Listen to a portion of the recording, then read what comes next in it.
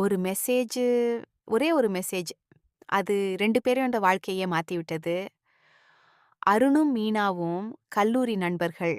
நட்பு மெதுவாக காதலாக மாறியது. 4 வருடங்கள், சின்ன சண்டைகள், நெறைய சிரிப்புகள், பெரிய கனவுகள். ஒரு நாள் அருணுக்கு வெளிநாட்டில வேலை கிடைத்தது. "நான் சீக்கிரம் திரும்பி வருவேன். நம்ம கல்யாணம் பண்ணிக்கலாம்" என்றான். மீனா சிரித்துக்கொண்டே, "நான் காத்திருப்பேன்" என்றாள். வெளிநாடு சென்ற பிறகு முதல் சில மாதங்கள் தினமும் பேசினார்கள். பிறகு வேலைப்பளு அதிகமானது, பேசுவது குறைந்தது, மெசேஜ்களும் குறைந்தன. ஒரு நாள் மீனா ஒரு மெசேஜ் அனுப்பினாள். "நீ சந்தோஷமா இருக்கியா?" அந்த மெசேஜை அருண் பார்த்தான்.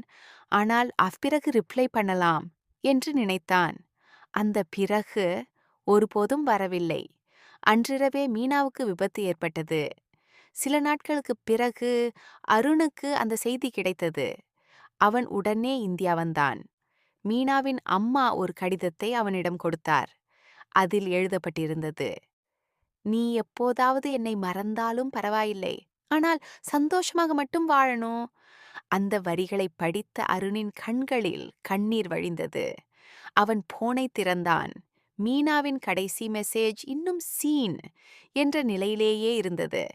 அவன் மெதுவாக ரிப்ளை செய்தான். "நான் வந்துட்டேன்." ஆனால் அந்த மெசேஜை படிக்க அவள் இல்லை. வாழ்க்கையில் சில நேரங்களில் நாம் தாமதமாக அனுப்பும் ஒரு பதில் ஒரு வாழ்நாள் வருத்தமாக மாறிவிடும். உங்களை நேசிப்பவர்களுக்கு நேரம் ஒதுக்குங்கள். ஏனென்றால் காதலுக்கு மிகப்பெரிய எதிரி தூரம் அல்ல, தாமதம்.